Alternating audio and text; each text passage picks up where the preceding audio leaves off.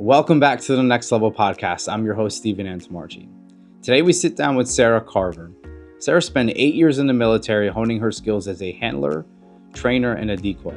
She's now the owner of CJC Canine, a company that travels all over the country helping develop decoys and, of course, assisting agencies with their programs. In our time, we talk about loss of life and mental health issues in the military, and we talk about what it's like being a female decoy in 2024. Conversation was great. We went a lot of different places with it, and it looks like we're probably going to have to do a part 2 of this because I feel like we're just scratching the surface with some of the things I wanted to get into. So without further ado, please help welcome Sarah Carver.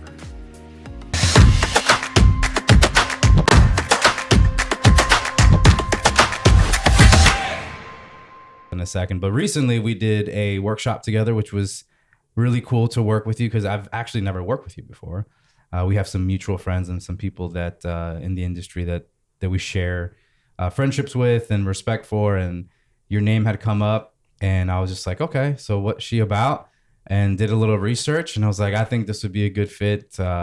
So let's start with who you are, and then we'll talk about the workshop that you helped me put on a couple weeks ago, and then we'll take it from there. So I'm Sarah Carver. I'm the owner of CJC Canine. I opened it up back in December of 2023. Prior to that, I was enlisted in the Navy for 8 years, 5 of which I spent as a handler. I started out as an undesignated airman, which basically you go into the military without a rate, and then they kind of put you where they need you. And then when I got out in 2022, I started working at a police canine vendor as an instructor and a trainer and a decoy. And then gained a lot of experience and a lot of knowledge there. Started traveling around the country a bit, decoying for different training groups as well as different seminars, and kind of led me to what I'm doing now. So you're most known for your decoy stuff. Yes. Being a very good decoy. That's how we got to know you was, okay, here's Sarah. She's a decoy. She does things on the police side, the military side. So I'll go back to your military stuff in a minute, but I do want to highlight some of the things that we're able to do a couple weeks ago at the Next Level workshop. Tell me what your experience was like, what you saw, what you liked, what you didn't like, and it's an opportunity for us to talk about improving for the future. So I really only saw a lot of the decoy side of it, like the bite work side of it, because I was decoying as well and instructing. But I like that both you, Paul, and I were all on the same page of what we want out of it. Shout out to Paul Curtis, by the way. Yes. We really we're in it for the dogs, and it's hard to find that in this industry as well. A lot of people are in it for their name or for the money. But at the end of the day, this is people's lives on the line, and seeing what you guys put into it, the science that you put behind it, that's where I lack.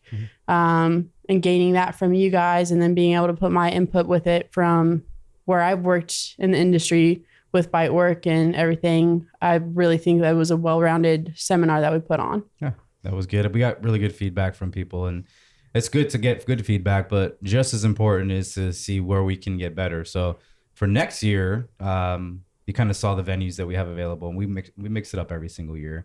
This year, we kind of tackled rappelling. We had dogs on a boat. We were able to take them on the lake and kind of neutralize them to the noises and the sounds and the sirens and turning quickly on a boat. All that stuff is like really different for a dog. So environmentally speaking, it was kind of cool to do. So take me back to your military time. So you're in the Navy. Yes. At what point did you realize that pursuing something with dogs, when did that start? So I wanted to be a handler before I even was officially enlisted. Why? Because it's going to sound corny, but so my original why was because I always had a passion for animals. Yeah. And from a very young age, so I used to train horses as well. From a very young age, my mom always told me, she's like, you have a way with animals that a lot of people don't have. And she's like, you're going to do something with them when you're older. She's like, I know that. That's cool. And when I went to the recruiters, we were talking about jobs and they brought up canine. Originally, I tried to go Air Force. but they were never in their office. So shout out to the Air Force. So wanted to go canine, and then I wasn't supposed, or when I went through MEPS, MA wasn't available, which is the MP for the Navy. Yeah. And so they put me as a quartermaster originally, which is the navigation for the fleet. And I wasn't supposed to leave for another year. And I really wanted to leave sooner. So I asked my recruiters, I'm like, hey, is there any way for me to leave sooner? And they're like, oh, well, if anything pops up, we'll let you know. And they call me and they're like, hey, you can leave in 2 weeks, but you have to change your MOS to undesignated airman. I'm like, what's that? And they explained to me that you basically go in as on an apprenticeship. And so you can, how it's supposed to work is you do on the job training with whatever rate that you want. And then if you can, you get selected for that. And they're like, it'll be perfect. You'll do that. And then you can go to MP school and then you'll be Canine in 6 months. Whoa. That's not what happened. Sounds like all. a big promise. Yeah, that's not what happened at all. You mean the military lied to you about A little bit. the recruiting aspect? A little bit. So I got there. They laughed at me when I got to my ship and was like, I want to be canine. They're like, well, there's no canines here, sweetie. Wow. You can't do that. Yeah. So, and then from there, sounds weird, but thankfully I got hurt on my first ship and had to be taken off. And How'd you get hurt? I got a pretty bad concussion on my head hit an angle iron. Ooh. And knocked me out for a little bit. I don't know what that is, but It's a support beam. Gotcha. It's horizontal support I've never beam. hit my head on anything in my life because I'm not as tall as you. But It wasn't because I was tall. okay, keep telling yourself that. Anywho, continue. So get hurt, and then when I was on, it's called beach debt, where they send you like temporarily for you to recover. My chain of command there is like, what do you want to be? I'm like, I want to be canine. And I was like, but I know that can't happen. They're like, why? And I explained to them what my chain of command told me on the ship. Yeah. They're like, they lied to you. They're like, it's possible. It's hard, but it's possible. Yeah. And so from there, they set me in line with the kennel master that was on the base that I was attached to. And I started doing my kennel support from there. So what did that look like, kennel support? So I came in spraying dog shit every day. Yeah. Started like the bare bottom once for me at least, or it was, as time has gone on, they've lessened it. The hazing died down a little bit and all that. But when I went through, like, they made you work for it, to say the least. Yeah. But you come in, show that you want to be there. You put in the time, and the more that you show up, the more that you show you actually care, the more they give you. And eventually they got to the point, there was a dog that was being dispoed, which is, I think she was being retired for medical reasons. They had me start working her because they're like, you're not gonna fuck this dog up. So you go ahead, work this dog. And just for like training purposes. And so started working her. And then my time came back from that, and I had to be sent back to a ship once I was fit for full duty. Oh, wow. And so I went back out to sea, and that, like, my heart just dropped there because I'm like, I was so close to getting it. Yeah. And I'm like, it's not going to happen. And I remember my mom, like, I was out to sea emailing her about it. I'm like, oh, like, I wasted all my time. Like, it's not going to, like, I don't know what I'm going to do. She's like, no, it's going to happen. Yeah. And so you just trust the process. And I think it was like a month or two after that, I got the notification that I got selected for MP school.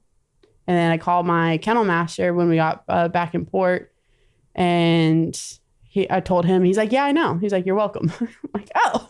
He's like, you have to follow on dog school orders. And so from there, went to Lackland for MP school and dog school. Tell me about your first dog. So one of my first dogs that I worked for dog school, his name was Hogan, and he was a Dutchie, and it was on the bite portion of dog school, and he had a big redirecting problem, and he would also hump you. And so when he would hump you, if you try to push him off, he would bite you. Wow.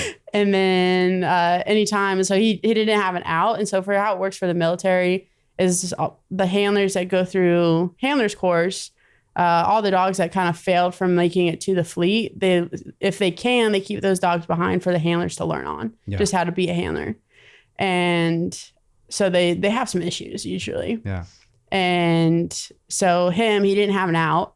And so you had to correct him. And anytime you corrected him, he would redirect. And then he'd hump you. Yep. And then he'd be upset that you would take him off. It was a vicious cycle. Hence the name Humping Hogan. Humping Hogan. Yep. Which was coined by Eric and what did they coin that or was no? That? So he was a puppy program dog, so he had a double H in his name, and so Humping Hogan was his nickname there. Gotcha. And then I told them about that, and that's where that came from. So just inside information, you did a podcast with Eric and Ted on the Working Dog Radio. Shout out to you guys, love you guys.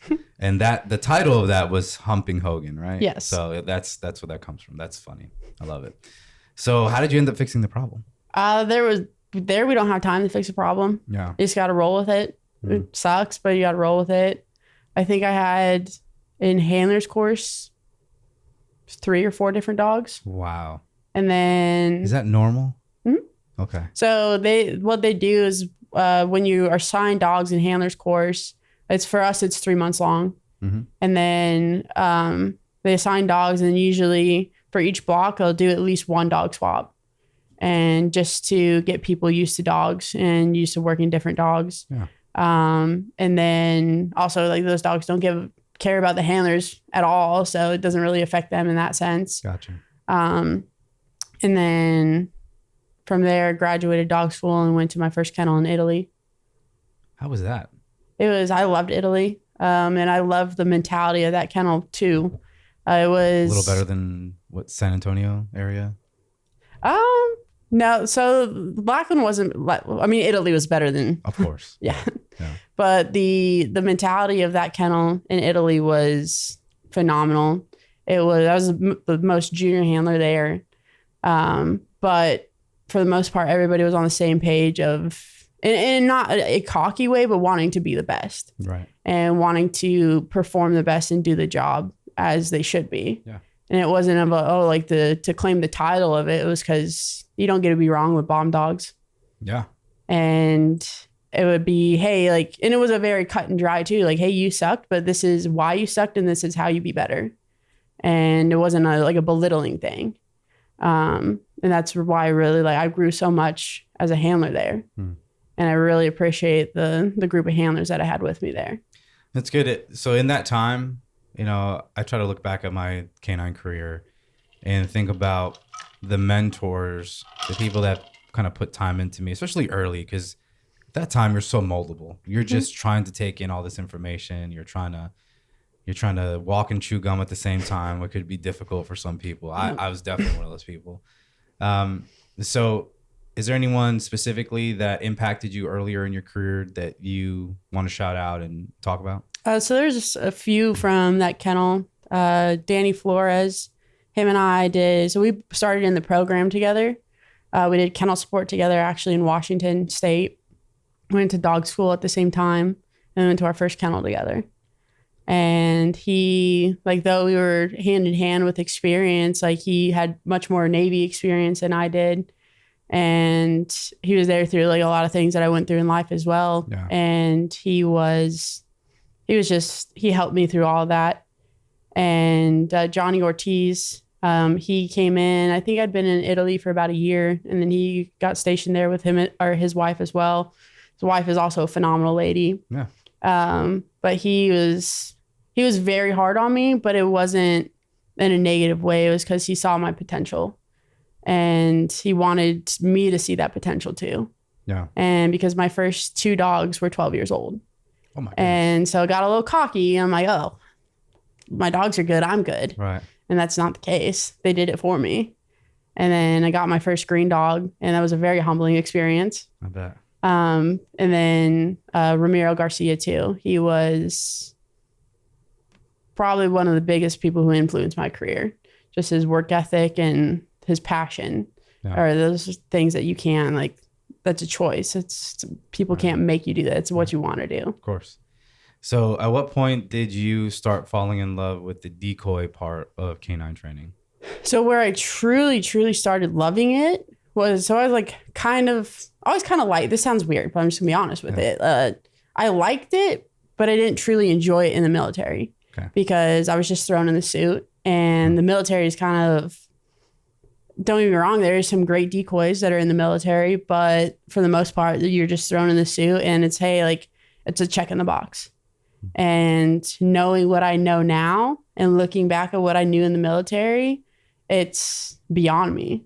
And like, there was no secondary targeting. Like, we never like truly worked on leg bites or anything like that.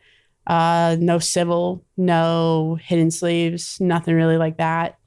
Where I truly started like growing a passion for it was when I started training green dogs and learning how each, even like the minimal, like marking the truly correct counter and everything within that, like how detrimental it is to a bite dog, and building them up, not applying too much pressure, letting them win. But also building them into like an actual dog that's going to be on the street and ready for what they will see on the street, and seeing how that benefits them and rolls into a well-molded product. So where did you get the knowledge? Because you even said like in the military, yeah, they're good decoys, but not enough attention to those details were probably put in there. So who gave you the know-how to look for those things? Where did you learn that? So I learned most of what I know from Alex. We met. Him and I trained dogs together out in the Austin area. Okay. And he was, I have to give pretty much all my credit to him. He's very knowledgeable. He's passionate. He's good at what he does. I also learned a lot from Dustin Johnson. He's the head trainer now for DPS. Cool. And then Mike Stanley too. He is also, he's very knowledgeable, very good at what he's since been retired, but he was a very, very good man to learn from. Oh, that's good. So you, I know you've had some, I know just kind of off topic a little bit, but you and I discussed some of the things that you had to go through in the military during that time. And you had, unfortunately, some friends who took their lives during that time. They were in the kennels with you, is that right? They were. Yes. So who were they? And if you don't mind telling everybody that story, because I think it's worth telling. So one of my best friends, both of them were my best friends. But the first one who passed away was. You don't have to give names if you don't want to give. I know. Names. I like talking about their names. All right, because we were supposed to. What I'm doing now, we were all supposed to be doing it together. Gotcha. But Sean A. Young, he was our kennel trainer when I got to Washington. And he was phenomenal. I mean, I say that word a lot, but he was so good at what he did. And him and I truly shared the same mindset of doing it for the dogs and doing it for the handlers and wanting to train the best, bring the potential out of the dogs and the handlers that we could. But I would also, so I didn't know this at the time, but Sean was training me to be his replacement as a kennel trainer. And he was very hard on me. But he was so like nice to everybody else. And like him and I would fight about this too. I'm like, you're so kind to everybody else, but you're so mean to me. Like, why are you like this? Right. And come to find out, when he passed away, I found out that I was supposed to be his replacement. And I was on shift when I found out. And then a couple of years later, Haley Martinez passed away from the same way. That's crazy. And was Haley a kennel mat? What was she doing? She was during that time, she was a handler in Bahrain. Okay. So we all three were in Washington together, and then she was gonna get out. But the chain of command pushed her to stay in. And then she was in Bahrain I think she had been there for a few months and then made that decision. She wanted out. Yeah, that's tough. I mean, I hate that you had to go through that. And I hate that even is a thing, like an option for people, right? It's unfathomable to us. But in our industry, in the police industry, unfortunately, it happens quite often too. And we're all left with the same question, like, why? And then we, as friends, we start to second guess ourselves, right? Like, what could I have done differently? You see how close-knit our group is. We actually had someone take their life in our group once. And that was unexpected, to say the least. Could not understand why that happened. This is a man who had a great dog, has 3 or 4 beautiful daughters, a lovely wife, and decided to take his life. And that, it tore us apart as a group, because you really start to think like, you know, was there signs that I missed? Was there something that I could do? And it took a lot of, you know, just frank conversations amongst each other. And then, you know, I'm lucky to have a spouse that will like rip information from me when I don't want to talk about it, because she knows that I'm struggling with something. So it's good to talk about. So I appreciate you kind of bringing it to light, because I mean, we're all affected by that stuff. And I don't think anyone in the military who's been doing it long or in law enforcement can go very long in their career without being affected by something like that. So that's kind of a big part of why I'm doing what I do now, in the sense of traveling and gaining the experience of meeting the people that I'm meeting. Is Sean, I lost my mom back in 2018, and Sean was like, for a long time, like I just kind of tucked all that away. I'm like, I'm okay. Cause like I had a dog to work. I had a being with its own brain that fed off my emotions at the end of the leash. And I'm like, okay, I'm fine. Right. And so I tucked that away. And then Sean was the first one who's like, hey, like, you don't have to be okay. Yeah. And so for him and I to have that conversation, and I'm like, how can you tell me like I don't have to be okay? And then like that's where like the confusion with that lied. And then Haley had also lost her mom around the same time I did. Oh man. And so that like, it was just all very confusing. Yeah. And that's why I'm open about the things that I've been through and how I've gone through the process of healing and still doing what I do, working dogs and running through those emotions and trying to manage all that. That's why I'm open about it, because it's real, it's life, and it's inevitable going through whatever life brings to you. But if I can help even just one person realize like, hey, like Sean said, it's okay to not be okay. For sure. Then I'm doing my part. Would you think that's the biggest advice you would give somebody that's going through something similar? Like how do they take steps forward? Because there's a moment I think we all experience who have experienced that, where it's like hard to take a deep breath, hard to really comprehend that that's happened. What advice would you give to somebody who's going through that and just needs to start moving forward? I would say just sit with your emotions. And I know it's hard. By no means am I a therapist. Right. I'm not. Yeah. But let yourself feel it and let yourself, like, it sounds weird, but like let yourself be sad. Yeah. Because if you continue to just push it to the side and not acknowledge it, then it turns into something that you can't handle. Yeah. And like also verbalizing too, you don't have to tell it to everybody, but like confide in somebody. For sure. Because, and it's hard to, like, I have a friend who I met him at HITS last year, actually. He just lost his son in January. And I've been helping him a lot through that. And him and his wife are still very close, but it's hard for him because it's like she's also experienced the same thing. Right. So how do you talk about your pain to that person when they are going through the same thing? And so I've just been trying to be there for him as much as I can, even if it's just listening. Yeah. And it's nothing, that's not a pain I can ever relate to. Losing a mom is not the same as losing a kid. But just, and I tell him like, hey, like, even if like, when it comes to like working the dog too, I'm like, if you feel it coming on when you're working that dog, go put the dog up. Right. Let those emotions hit, go cry it out in the corner, and then pull that dog out again and work it. Yeah, for sure. Well, there's some deep conversation. Let's switch it up a little bit. Anyways. I don't want our listeners to think, golly, this is sad. This is awful. All right, so let's get back to like where are you at currently?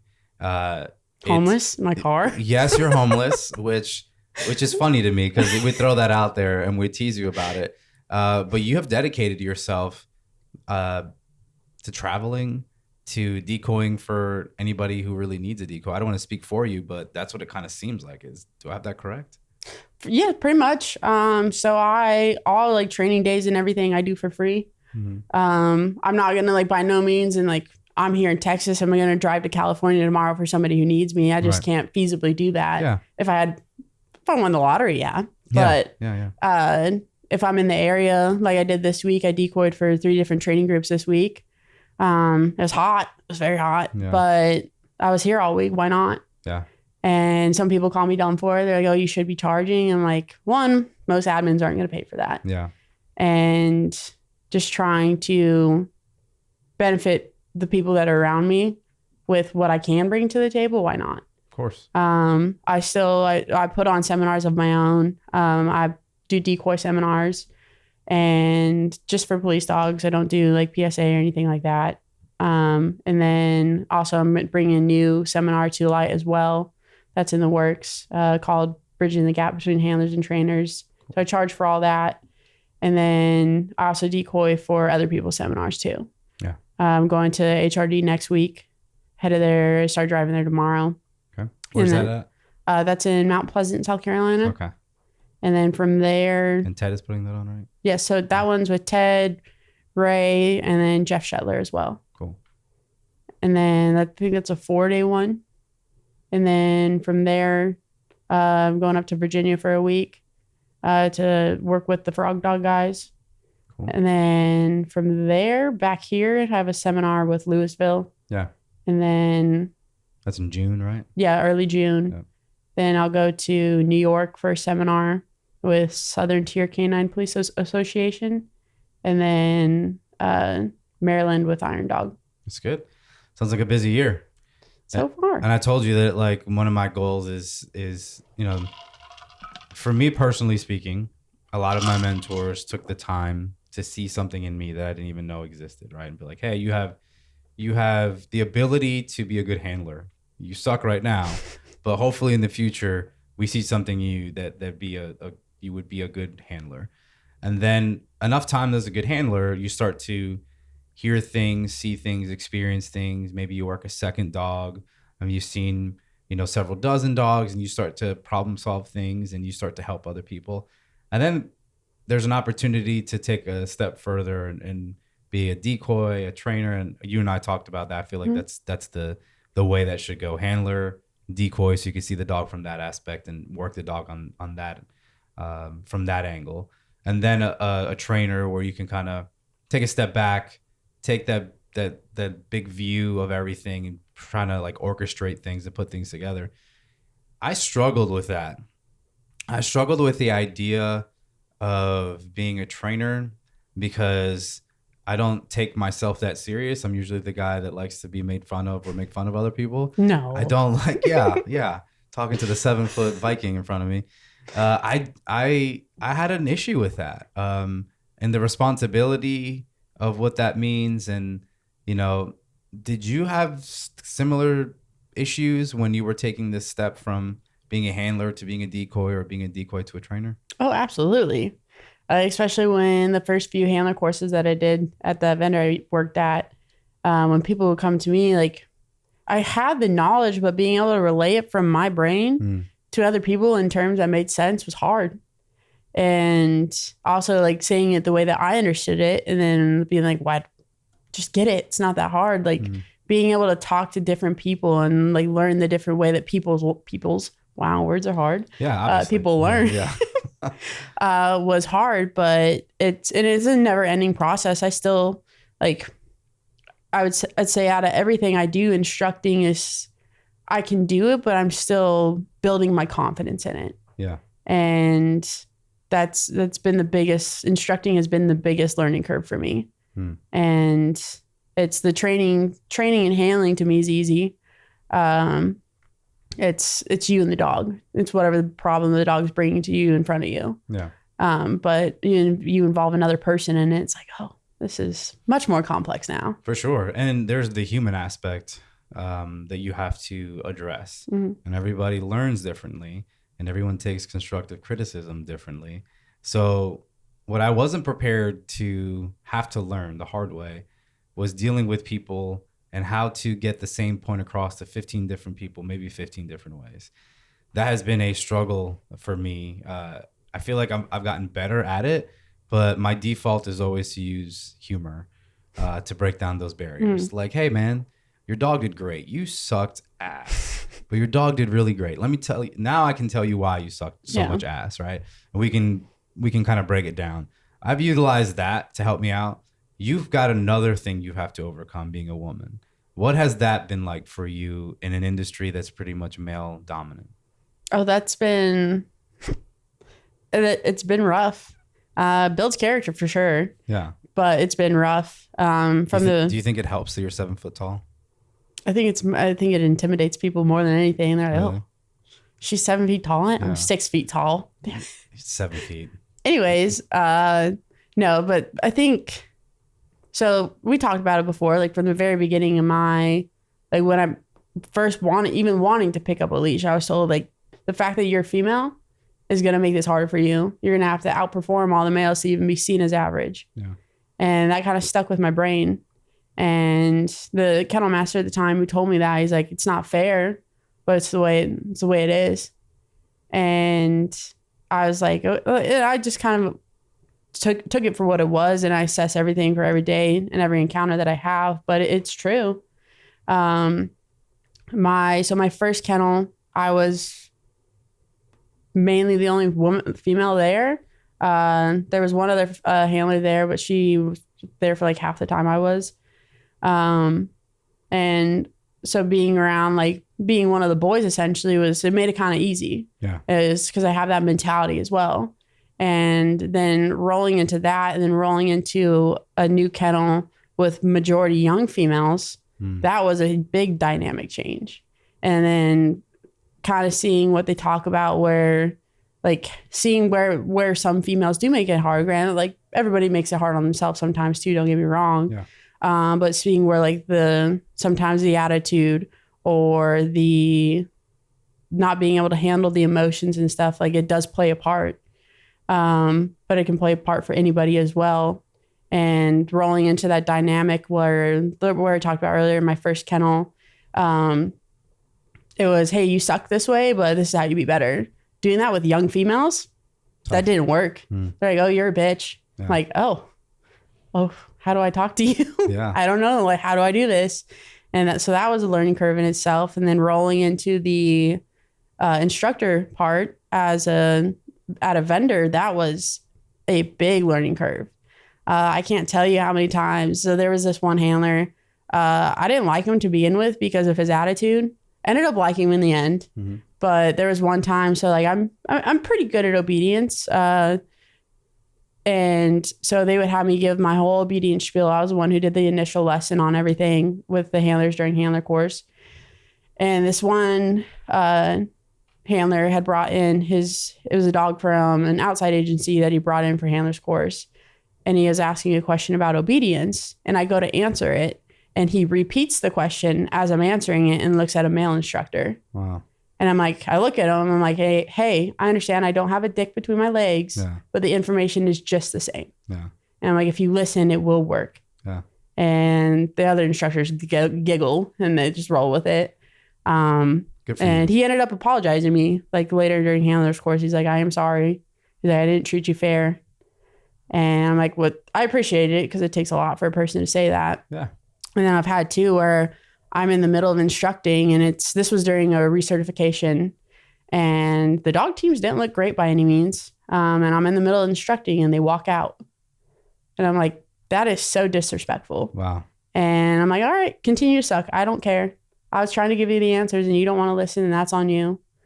And then it was hard too. I remember talking about this with I was the only female instructor there. And talking about it with the other instructors. And I'm like, I don't know what to do. Because I'm like, if I have you guys come in, then it's, oh, well, we're coming to save the little girl. Mm-hmm. And I'm like, so I had to roll with it, how to let my work speak for itself. And it sucks. It sucks because males automatically get the recognition, even if they don't deserve it. And then I have to prove myself time and time again. Yeah. Which I'm fine with. Like, I'll do it. I don't have a problem doing it, but it is there. Yeah.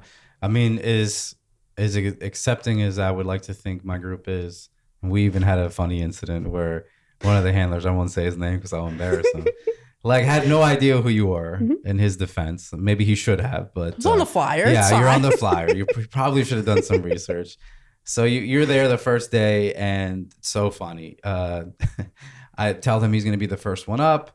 And he proceeds to tell you how to do decoy work. And it was funny. And it was it was a perfect example of that. And he meant nothing. I promise you, he meant nothing. Oh, I know. by I me. love that. I love him now. Yeah.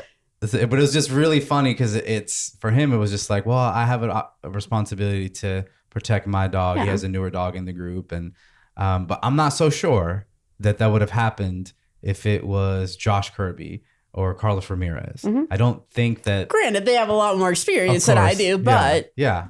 even then, like I think about it because we had Mike and Corey there decoying as well. Like if they were doing granted he knew them, but if he didn't know them, it might have been a little different. Could have been, yeah. But like I knew he meant, and that's why I was laughing when he was saying it. Like I just let it roll off because I knew, like one, I appreciate him being an advocate for his dog For sure. and I just thought it was funny. I'm like, okay, and then the look on his face too when I was decoying, he's like, oh. Yeah. She knows what she's doing. Yeah. Sorry. Absolutely. 100%. And I can speak to that. So I've been able to work with a lot of decoys in my life. Obviously, if I'm following the same path of handler, decoy, and trainer, that means I have to put a decoy suit on. And it's one of the things I enjoy the most about being able to do for the group is because I get to immediately give feedback to that dog and with every session, make it better. Now, that's the mentality that I have. And we have to put different people in those positions. So you met some of our decoys, and I think those guys are good and they're learning every day. And we're at the point where I know they're not going to jam up a dog, not purposely. Like they understand the fundamentals. They understand the feedback that we're asking for them to give the handlers, which is just as important as that communication. Sometimes I feel like I'm a little overbearing as a handler, trying to elicit information from a decoy or, because there's so much information that is happening when proper bite work is happening that we miss sometimes, in my opinion, opportunities to communicate what we're seeing and making adjustments. So I expect my decoys to really verbalize what they're feeling, how the dog is feeling, if the dog is biting correctly, if the dog is not comfortable. Is it because he's high? Is it because he's low? Is it because the handler's involved? Is it because the handler's not involved? Like those are all the check boxes that I feel like should be kind of looked at when we're evaluating a dog, or even a senior dog. For you, when you're going through the paces of helping all these police departments and bite dogs, what's your checklist look like? What are the things that you're looking for, and what's important to you as a decoy? And then give me the same answer as a trainer. So as a decoy, starting, if we're talking about like in a seminar like setting, right? Yeah. So first thing I'm going to roll through is grip check. Because everyone says their dog is good. Yes. And that's not always the case. So what are you looking for in the grip? The grip, I want a full bite. I want no whining. I want count, but everyone calls it something different. I call it countering when the dog's pushing into the bite. Go back to the whining for a second. If the dog is whining, what are you doing to stop it? And what do you think is the reason why the dog is whining? So the whining, I believe, is coming from stress, lack of confidence. Okay. And there could be multiple reasons for the whining, trying to figure out what the whining is coming from too. Okay. So if I start a dog on a tricep bite, they're whining, I'm standing up, and I'll see, okay, where's the handler at? Is the handler part of the issue? Right. Have them step back. Does that stop the whining? No. Okay. The whining still continues. I drop down to a knee. Maybe it's my height as a presence, because sometimes dogs aren't even seeing 6 foot tall. Yeah. You're 7 foot. So it's tough. The joke will never get old. Or even just simply the fact, like some dogs, I've had dogs that have never seen a female decoy. Yeah. That can be part of it. Yeah. And I've had dogs that have had multiple successful engagements on the street with all male decoys too during training. And then they get on the bite and they lose their mind with me. And they lose, like once we work it through, usually for a training day, they're fine. But I've had dogs pop off the bite that have had multiple successful apprehensions on the street. Yeah. So just rolling through that and seeing, okay, what is it? Is it my height? I can't really change my gender. Yeah. That's debatable. Continue, please. Anyways, so is it my height? Is it how I'm standing? I'll drop down to a knee. If it stands there, okay, it was a height thing, or was a presence thing. Was it positioning? Was it how? Just there's so many different things it could be. Yeah. And just letting big wins when the dog counters in, and letting that dog truly like get something out of it, and assessing that even if we go in for something with that training session, and I have an idea of what I want to do, I got to roll off what the dog's telling me it needs. Yeah. So from the decoy standpoint, let's say you're putting on one of your seminars for other decoys. Mm-hmm. What are you now as a trainer looking at the big picture? Because now that you have the dog to worry about, you also have the decoy and the suit. Mm-hmm. How are you assessing that? What are the things you're looking for? So on the bite, so let's talk. We'll say we're dogs on a bite table. Mm-hmm. We're working. Is that how you start typically? Yeah. So if I have a bite for my seminars, I start on a bite table just to get it's most controlled point for the dog, and it kind of helps baby decoys feel a little bit better too, having the dog up there. Yeah.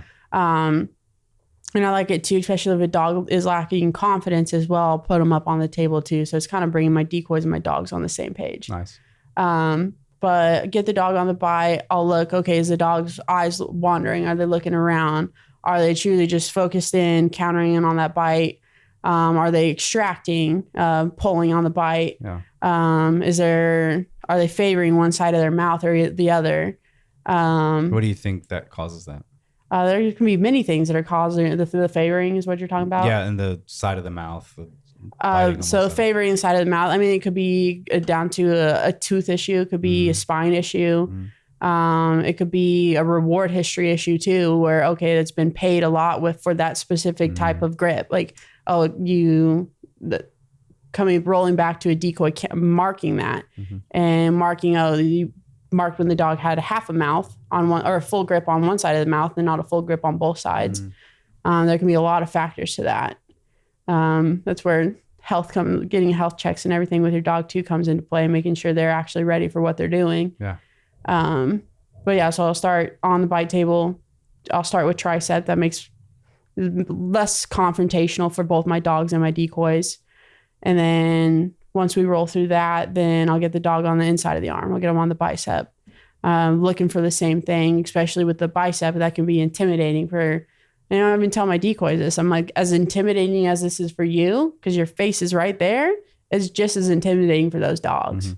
And so make sure dog is on the grip, have the handler reach around, grab the collar, not the handler, the decoy reach around, grab that collar, and only mark when that dog's pushing in. Make sure that they're not extracting or looking around. Hey, what's going on? And what's dad doing? What's mom doing? I want them focused on what the task at hand is. Yeah, that's good. I think it's a great, that's a lot of information there, but all really good, especially not in your foundation, but I think that should be, boxes that are checked every training day, every opportunity to get to have a dog on a bite. Those are the things that we need to be looking at. I would also add to that communication aspect is the decoy communicating with the handler about what they're seeing. And oftentimes either the presence of the handler is causing an issue or the lack of presence of the handler is causing an issue. And I think in our industry, as we go around training all over the country, it's just one of the things that we see constantly. I'm sure that you would agree with that it's one of the things that you're seeing constantly. Oh, it is. A big thing too I'm seeing, we've talked about this previously, is I understand the thought process behind it, all these scenario-based training, but the lack of working on fundamentals is where teams are really getting hemmed up. Yeah. Because they're just trying to throw everything at their dog or their handlers that they can possibly see. But if you don't have that true core foundation of fundamentals, your dog's not going to be successful on the street. And dogs will have issues with, they're pulling on the bite. Well, we'll work it twice after this bite and that's it. Yeah. You're not. And I get some departments only have one training day a month. Like you have what you have. It's crazy to me. Yeah. That's mind blowing to me. But I truly believe if your dog has a truly strong foundation of fundamentals, they're going to power through a lot of what they can see on the street. Yeah. Not everything. You're not going to be able to throw everything at that dog. Sometimes they need to see it. Well, I mean, they're always going to need to see it in training beforehand, but. You brought up a point on the fundamentals. Mm-hmm. I think it's so important. It's almost frustrating sometimes to see that the fundamentals are skipped for the sexy stuff. Mm-hmm. Like everybody wants to do scenario-based training. We all need to graduate to scenario-based training. I don't think you're going to find a trainer to argue with that. Mm-hmm. But only when your dog is ready for the scenario-based training.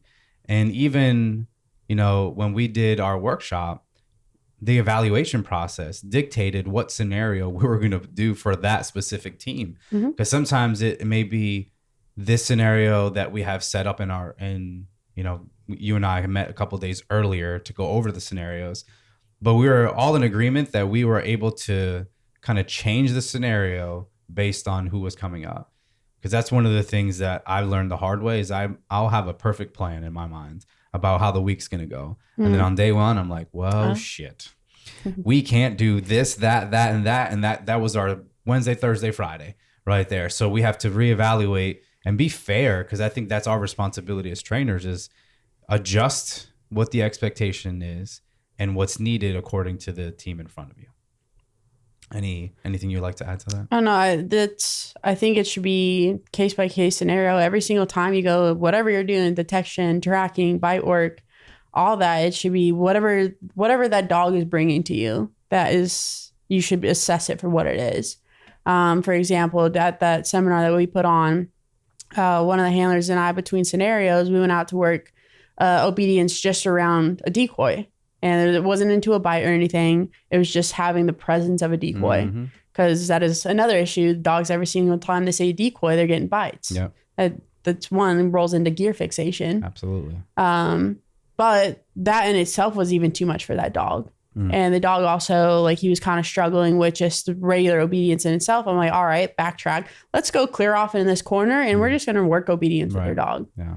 And so we went in with a plan and our plan turned into something completely different, but we went off what the dog needed and what the handler needed too. Yeah. And after I had about a 40-minute conversation with him afterwards, and he was like, I realized a lot. He's like, I realize I haven't been listening to what my dog's telling me he needs. I kind of go in with my plan and I'm rolling with that. Yeah, for sure. And that sometimes I see handlers get caught into the idea of prepping for certification.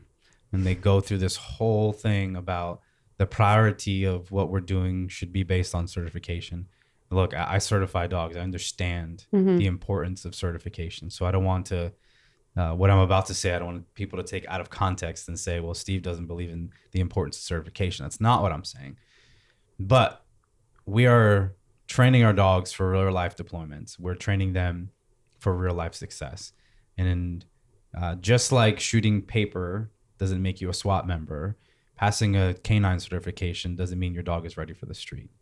And that's the way I've always looked at it. So to train always for just a certification does not prepare you for the street. No.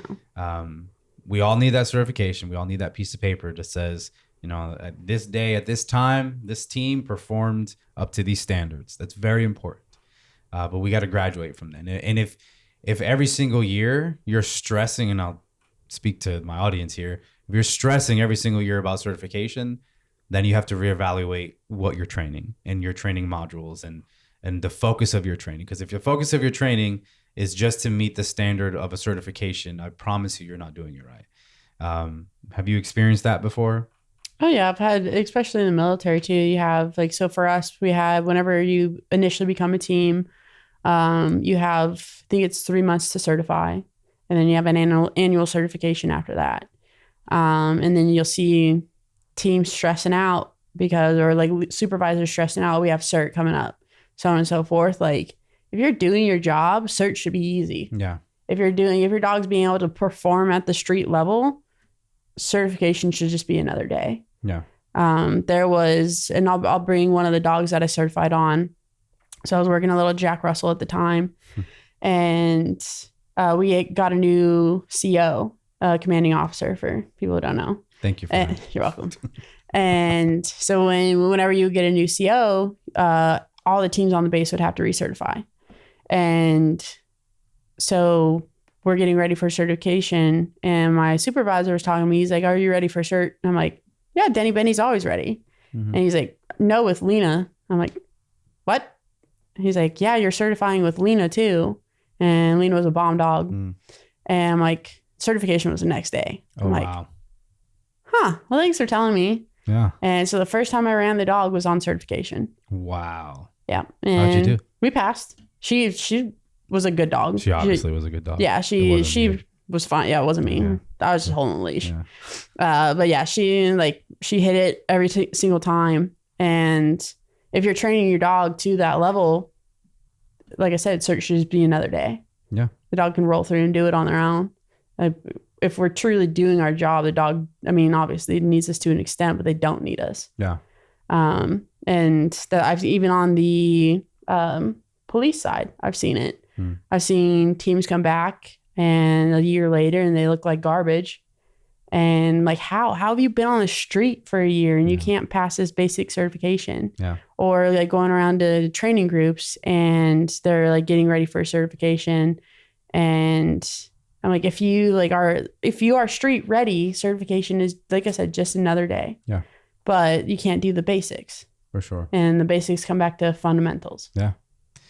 The fundamentals are not always fun to work. They're not the sexy stuff, but they are the backbone of everything that we do. Give yourself a second. Look at that camera there. I want you to speak to the young lady that wants to get into canine, knows that she's going to struggle with it, maybe needs a little bit of words of encouragement. Maybe she wants to be a decoy. Maybe wants just a handler or trainer. She has aspirations to get in this business. Talk to her. Give her the best advice that you can give her right Be now. 6 feet tall. 7 feet. I'd say don't take no for an answer. They're going to rain on your parade and just be consistent. Try to, as much as you can, try to let it roll off your shoulder. I know it's going to be hard some days. And be prepared to prove yourself time and time again, but I can promise you it's worth it. And listen to the Spice Girls. No. Is Nickelback. Nickelback. That's what got you through. Nickelback. All right. I'm wrong. All right. Some quick questions for you. Try not to think about it too much. Oh boy. Okay. Your favorite breed of dog? Black Lab. Really? Yeah. Okay. It's specifically a little Black Lab named Conan. Okay. I thought you were gonna go with the Jack Russell. I thought you were gonna go there. So my favorite dog to work was between him and my like mouse shep thing. My first dog I got, my first green dog was a mouse shep mix. Okay. But overall favorite one is favorite weapon you've ever shot. Military is very limited, so I'd have to go with the 240 Bravo. Worst live bite you've taken. Oh, it's a good one. It was the titty. Oh, nice. Left or right? Left titty. Okay. Yeah. Is it still? It's scarred. It's scarred. Yeah. Oh, that's one you have to explain. Huh? Okay.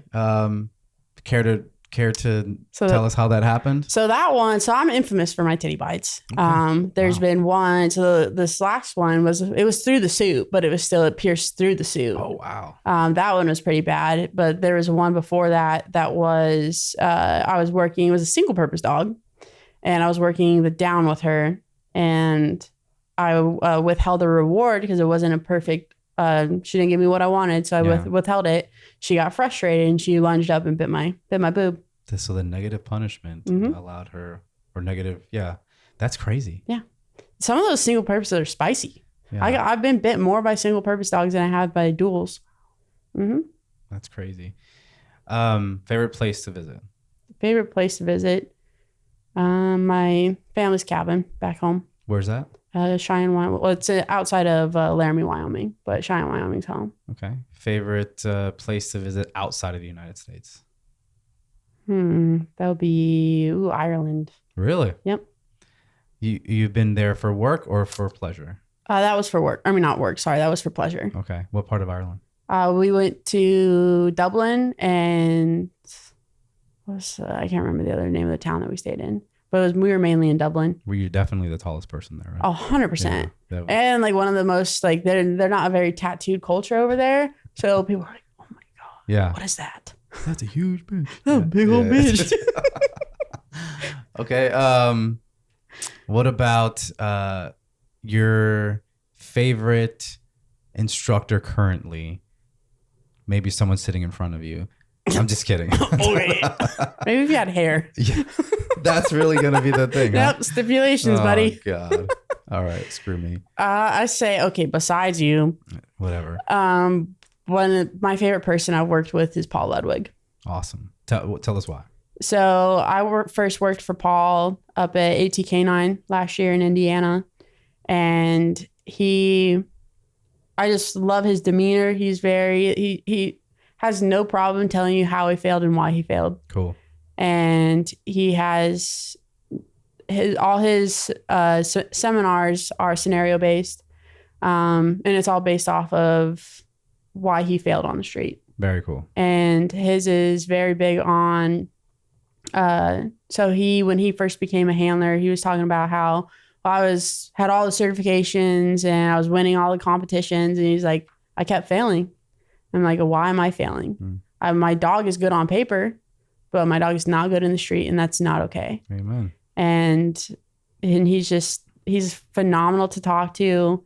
He's very humble, and he loves making teams better. Cool. I love it. I haven't had a chance to meet him or work with him, but now I'm looking forward to that, and hopefully we can do that. Give us where you see yourself in 5 years.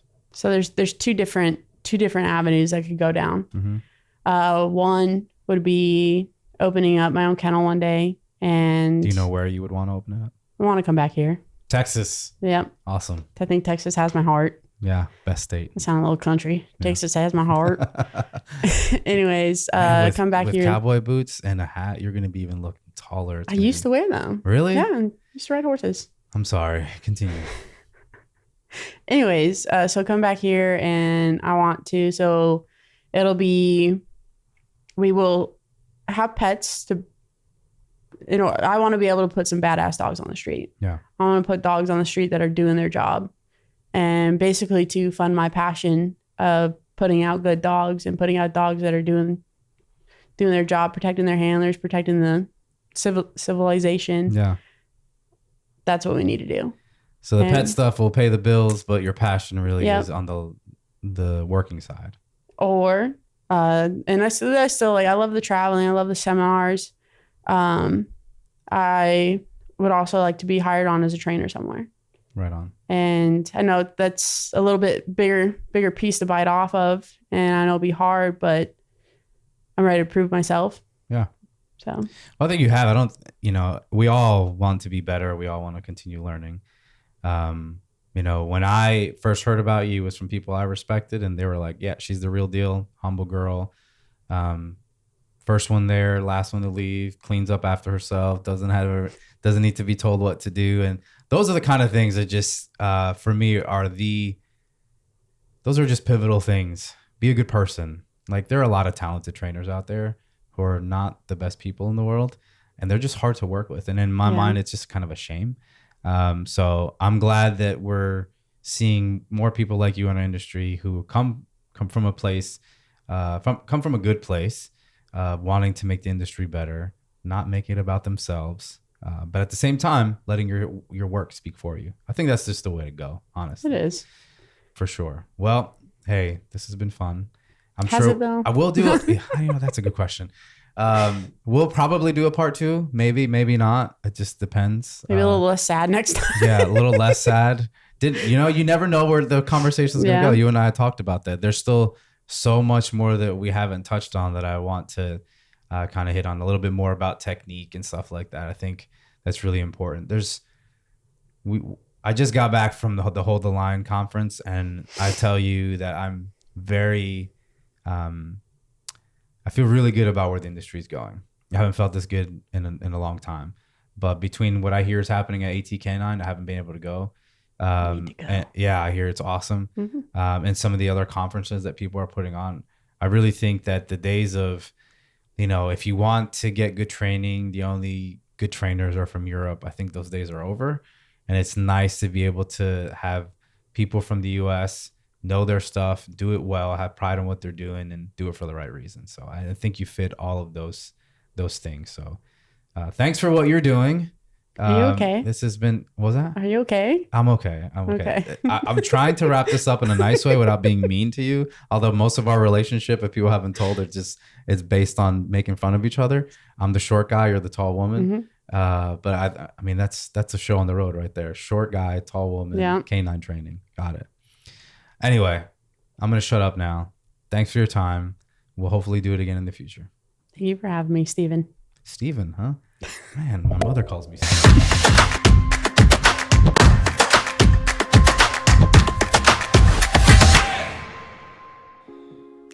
Thanks for all the support here at the Next Level Podcast.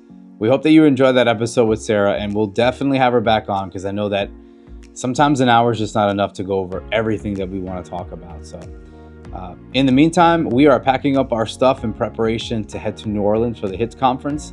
And we're excited to announce that we're going to be bringing some merchandise with us. Let me give you an idea of what that looks like. Just a little sneak peek. So we hope that you enjoy that. We hope to see you guys there. Be safe. Take care of yourselves. Take care of each other. We'll see you soon.